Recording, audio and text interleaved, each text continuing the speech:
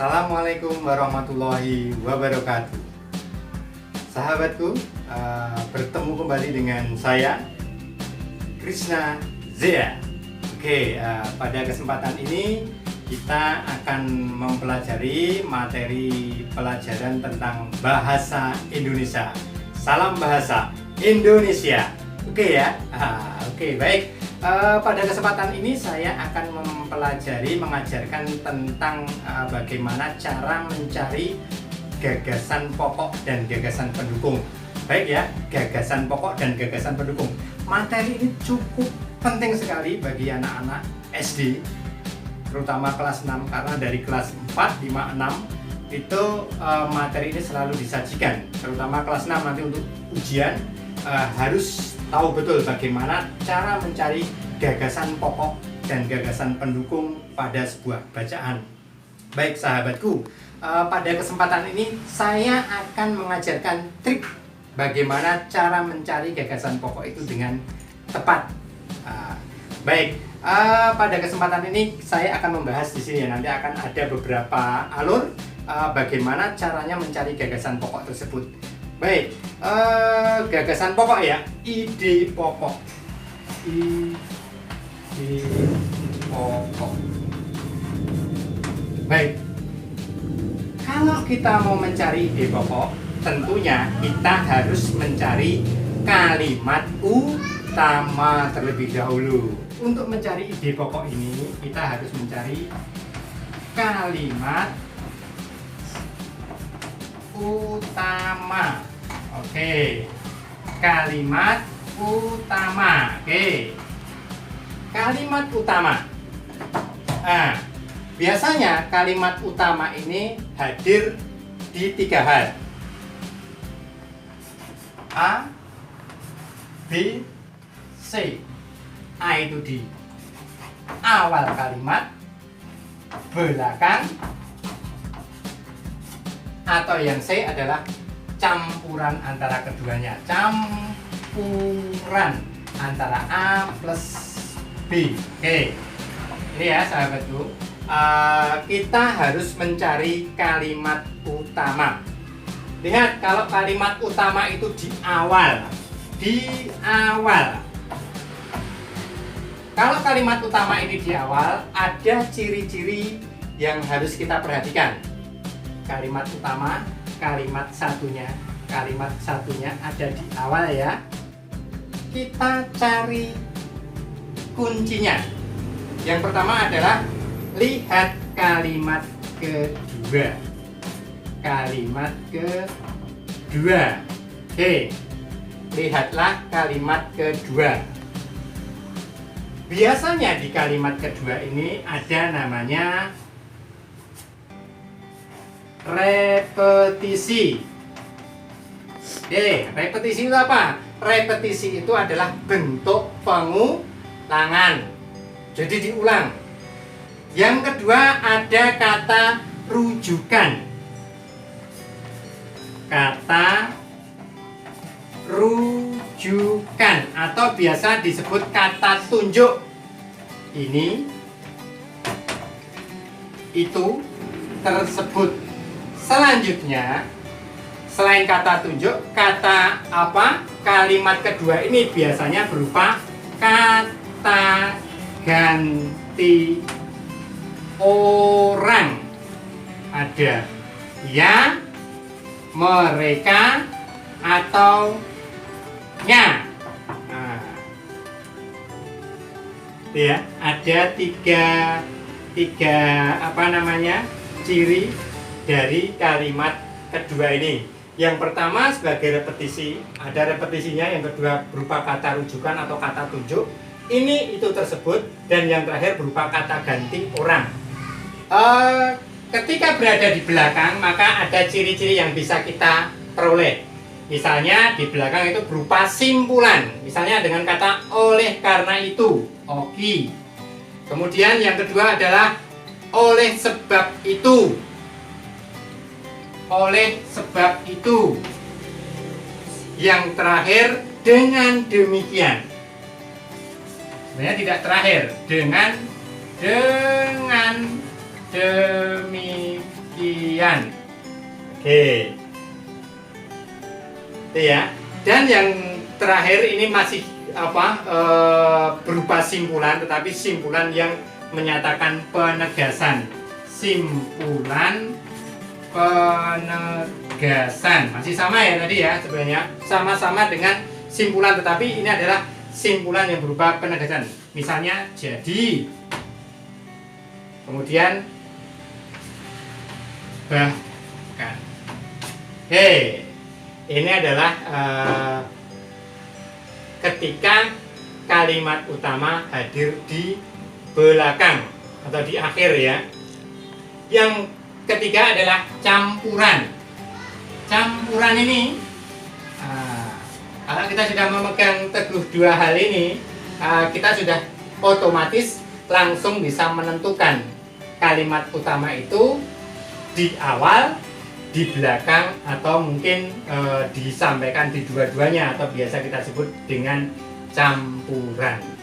Oke, baik, coba mari kita akan menganalisis sebuah paragraf, beberapa paragraf nanti berkaitan dengan pembelajaran keempat ini ya, pertemuan keempat. Baik, saya ganti dulu.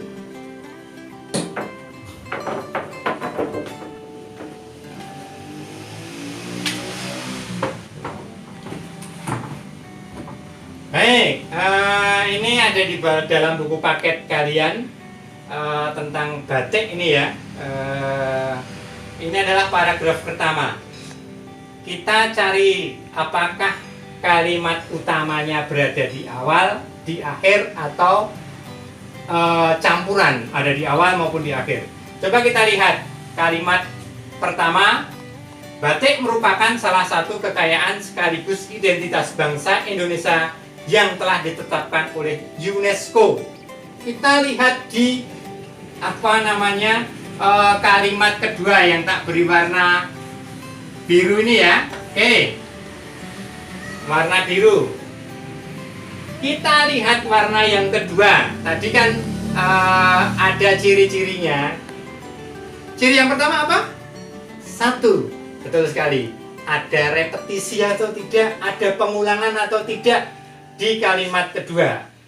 Oke, kita lihat ini UNESCO dari kalimat yang pertama. Batik merupakan salah satu kekayaan sekaligus identitas bangsa ditetapkan oleh UNESCO. Dijelaskan dengan pengulangan, UNESCO menetapkan batik sebagai warisan budaya tak benda sejak 2 Oktober 2009. Nah, kalimat berikutnya ada kata rujukan itu dari kata sejak itu kapan? Sejak tanggal 2 Oktober 2009. Ini ya, sejak saat itu pula. Menjelaskan ya, berarti untuk kalimat terakhir ini, setiap 2 Oktober diperingati sebagai Hari Batik Nasional. Ini jadi dapat disimpulkan kalimat utama berada di awal paragraf. Ini ya, berada di awal paragraf. Baik, kita sudah menemukan kalimat utama dan kalimat penjelas. Terus bagaimana cara mencari ide pokoknya? Baik, dalam mencari ide pokok hadir di kalimat utama ya. Ide pokok ini hadir secara eksplisit maupun implisit, tertulis secara langsung maupun tidak secara tertulis, yaitu tersirat. Kita cermati kalimat yang pertama, ini adalah kalimat utamanya, kalimat pertama. Maka ide pokoknya kita cari yang terpenting. Batik merupakan kekayaan yang telah ditetapkan oleh UNESCO. Ini adalah ide pokoknya. Kemudian bagaimana dengan gagasan pendukungnya yang terdapat pada kalimat penjelas? Sama, karena ini ada 2 kalimat penjelas, maka ada 2 gagasan pendukung. Yang pertama adalah mana? Sebentar. UNESCO menerapkan berarti batik sebagai warisan budaya tak benda sejak 2 Oktober 2009. Itu ya. Batik ini sebagai warisan budaya tak benda sejak 2 Oktober 2009. Gagasan pendukung yang kedua adalah setiap 2 Oktober diperingati sebagai Hari Batik Nasional. Ini ya, 2 kalimat pendukung. Jadi ada 1 kalimat utama dan 2 kalimat pendukung. Harus ditulis semua. Biasanya anak-anak kalau nulis hanya salah satu saja. Besok ditulis semua, itu ya. Baik, ini paragraf pertama. Kita bahas di paragraf kedua. Baik, di paragraf berikutnya kita cari di mana letak kalimat utamanya. Kita lihat kembali ya, kita lihat pada kalimat kedua. Adakah repetisinya, pengulangannya? Ada pada kata batik di Indonesia. Ini ya, lahirnya batik di Indonesia. Pengulangan berarti otomatis kalimat pertama ini merupakan kalimat utama. Kemudian kita lihat kalimat berikutnya pada kalimat ketiga. Batik di Indonesia dikenal sejak zaman Kerajaan Majapahit. Pada zaman dulu, nah ini dahulu, merujuk pada apa? Kerajaan Majapahit. Pada zaman dulu berarti juga menjelaskan lagi. Kemudian kita cari ide pokoknya untuk kalimat yang pertama. Ini ya, masyarakat belum mengenal sejarah lahirnya batik di Indonesia. Ambil yang paling penting. Masyarakat Indonesia belum mengenal sejarah lahirnya batik di Indonesia. Ini merupakan ide pokoknya. Kemudian gagasan pendukung dari kalimat kedua adalah batik di Indonesia dikenal sejak zaman Kerajaan Majapahit. Kemudian kalimat berikutnya adalah batik hanya diperuntukkan keluarga kerajaan saja. Ini ya. Dan yang terakhir adalah batik mulai dikenalkan kepada masyarakat di luar kerajaan dan berkembang di masyarakat hingga saat ini. Ini adalah gagasan pokok dan gagasan pendukung paragraf kedua. Baik, gampang toh untuk mencari ide pokok suatu paragraf, gampang tentunya. Di paragraf berikutnya kita cari di mana letak kalimat utamanya. Ini ya, ini sudah sangat tampak sekali di mana letak kalimat utamanya. Kira-kira di mana? Nah, tadi di awal disampaikan bahwa ketika kalimat utama di akhir itu ditandai dengan kata simpulan. Ini ada kata simpulan ya. Oleh sebab itu, tetapi tetap di awal itu berarti otomatis apa? Kalimat utama ini nantinya akan terletak di awal paragraf. Dan yang kedua, apakah ada pengulangan pada kalimat yang kedua? Kita baca dulu. Oleh sebab itu, semestinya kita mulai menggunakan batik asli Indonesia, yaitu batik tulis. Nah, coba, mana kira-kira pengulangannya? Tepat sekali, batik tulis. Dari ini ya, batik tulis. Batik tulis itu merujuk pada apa? Batik asli Indonesia. Ini batik asli Indonesia itu batik tulis. Ini pengulangannya dan merujuk pada kalimat di atasnya. Ada dua ciri yang ditampilkan pada paragraf ketiga ini. Kemudian kalimat berikutnya, selain itu, kata rujukan lagi. Selain itu, Penggunaan batik tulis juga merupakan bentuk penghargaan kita terhadap keberadaan batik beserta para pembatiknya. Jelas sekali bahwa kalimat utamanya ada di awal paragraf. Itu ya. Jelas sekali. Ini pengulangan ini kata rujukan, ada kata itu, otomatis menjelaskan di atasnya. Apalagi ditambah ada kalimat kesimpulan di awal paragraf. Gampang kan? Bagaimana cara mencari kalimat utama? Ketika sudah ketemu, maka kita tinggal mencari gagasan pokok dan gagasan pendukungnya. Kalimat utama di awal paragraf, kita cari ide pokoknya, tersampaikan secara tersurat atau tersirat. Tersurat tentunya karena di sini sudah jelas. Ini oleh sebab itu semestinya kita mulai menggunakan batik asli Indonesia, yaitu batik tulis. Langsung saja, semestinya kita mulai menggunakan batik tulis langsung. Semestinya kita menggunakan batik tulis. Batik asli Indonesia merujuk pada kata batik tulis, jadi kita jadikan satu.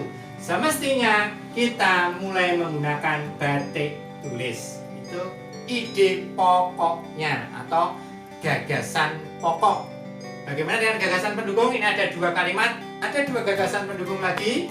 Penggunaan batik tulis merupakan salah satu wujud pelestarian terhadap budaya bangsa. Berarti apa? Penggunaan batik tulis merupakan wujud pelestarian budaya bangsa. Penggunaan batik tulis wujud pelestarian budaya bangsa. Ini gagasan pendukung kalimat yang kedua. Dan yang terakhir adalah penggunaan batik tulis. Penggunaan batik tulis merupakan bentuk penghargaan terhadap batik itu sendiri dan para pembatiknya. Itu ya, gampang toh dalam mencari gagasan pokok dan gagasan pendukung. Tentu gampang ya. Baik, sementara itu dulu pembelajaran kita pada hari ini. Nanti akan kita sambung dengan pembelajaran berikutnya. Baik ya, jangan lupa subscribe channelnya Pak Krisna, gitu ya. Baik, salam bahasa Indonesia. Assalamualaikum warahmatullahi wabarakatuh.